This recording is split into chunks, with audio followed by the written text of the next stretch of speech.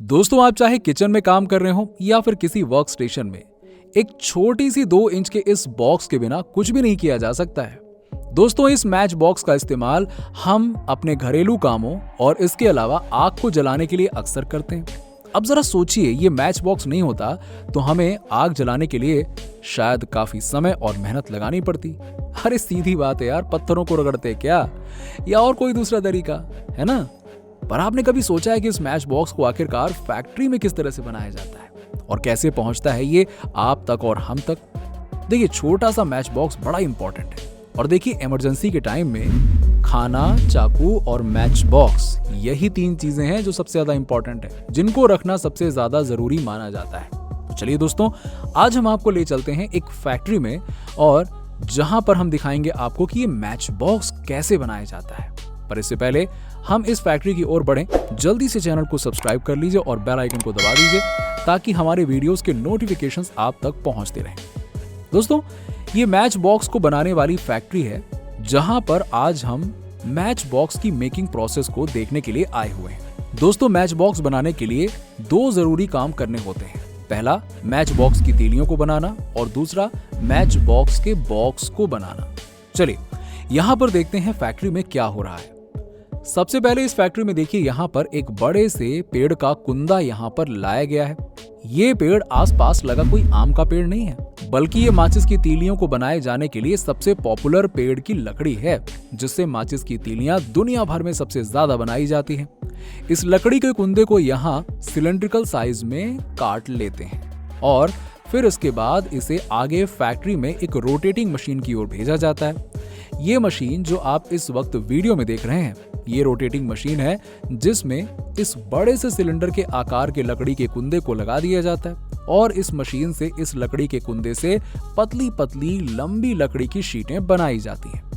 लकड़ी की इन शीट्स को आगे कन्वेयर बेल्ट की मदद से इकट्ठा करके एक के ऊपर एक रख दिया जाता है, और जब पतली पतली शीट्स के एक के ऊपर एक काफी ज्यादा मात्रा इकट्ठा हो जाती हैं, तब इन्हें एक कटिंग मशीन की ओर भेजा जाता है। इस कटिंग मशीन में इकट्ठा की गई लकड़ी की शीट्स को काटने का काम किया जाता है। जिस काम को ये मशीन करती है, एक साथ एक के ऊपर एक रखी इन शीट्स को ये मशीन बड़ी ही तेजी से काटती हुई चली जाती है और मशीन के दूसरे ओर से पतली पतली माचिस की तीलियां कटकर निकलनी शुरू हो जाती हैं। ये बिल्कुल साइज में मैच स्टिक की तरह होती हैं। एक साथ कई सारी तीलियां कट जाती हैं और अब इन तीलियों को भेजा जाता है शेनिंग मशीन की ओर। शेनिंग मशीन एक चलनी की तरह होती है और जिसमें कई सारे होल्स बने होते हैं, और ये मशीन हिलती रहती है।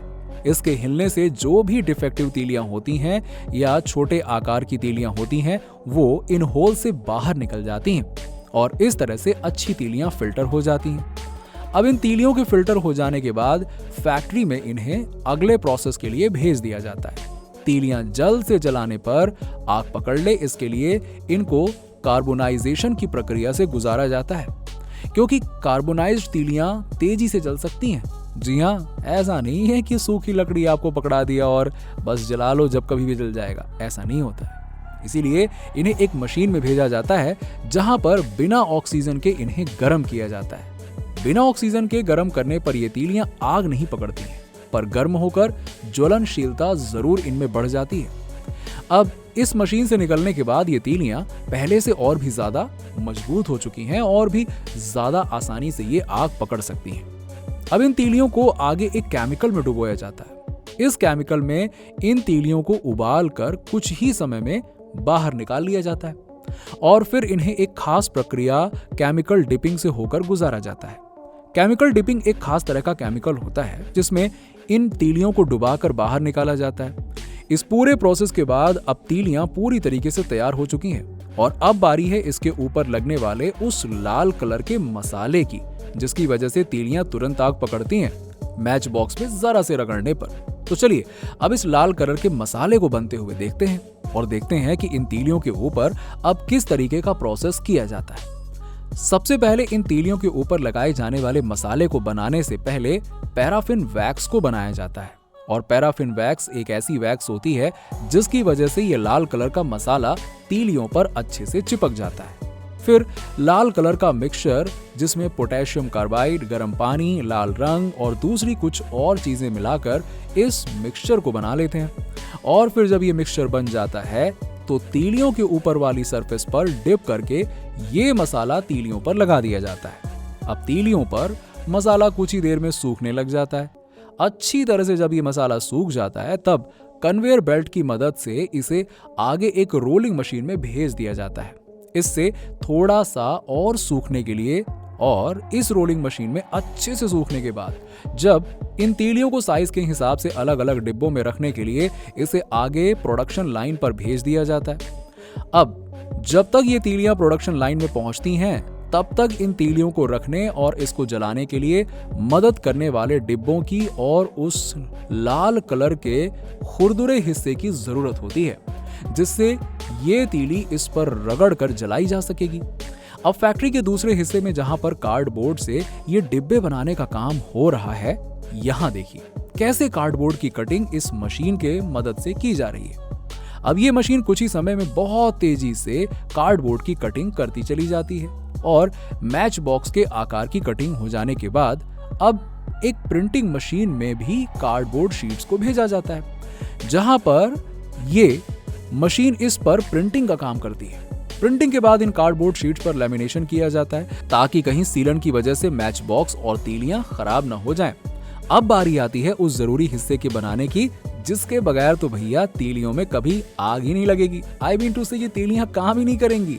और वो जरूरी हिस्सा है लाल या भूरे कलर का वो खुरदुरा हिस्सा जिस पर रगड़कर तीलियों को जलाया जाता है। ये भी फैक्ट्री में इसी यूनिट में बनता है और इसको बनाने के लिए कार्डबोर्ड की इन्हीं शीट्स के ऊपर माचिस की तीलियों पर लगे हुए ही इन मसालों का एक कंपाउंड रूप लगाया जाता है। ये फास्फोरस कंपाउंड केमिकल है जिसका इस्तेमाल इन कार्डबोर्ड शीट्स पर किया जाता है।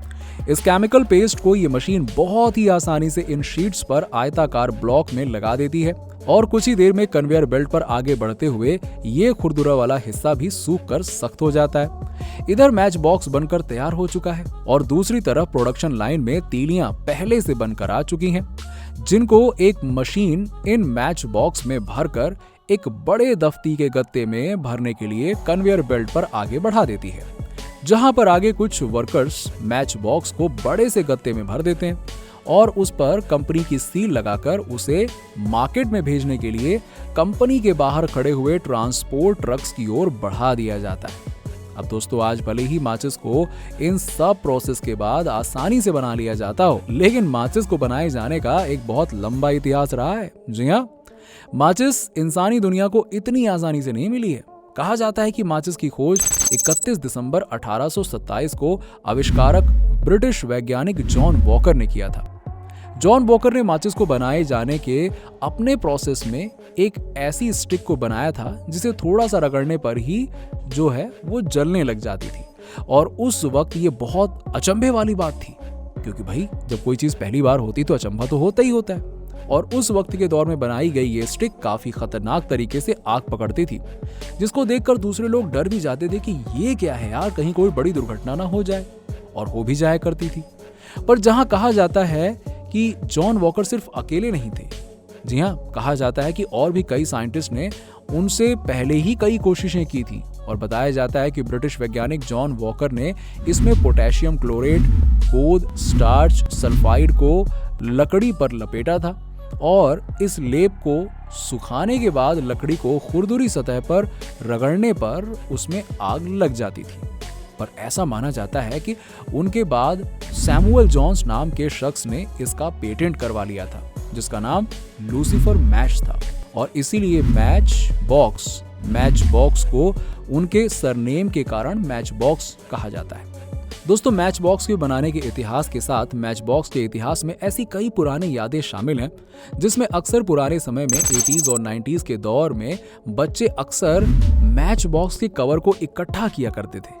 किया है कि नहीं किया है? और कवर्स के दोनों हिस्सों को अलग अलग काट कर उन्हें ताश के पत्तों जैसी एक गड्डी के रूप में तैयार कर लिया करते थे, जिससे वो हरे, नीले, पीले अलग अलग रंगों और अलग अलग छाप वाले इन मैच बॉक्स के जरिए आपस में कोई गेम बनाकर खेला करते थे।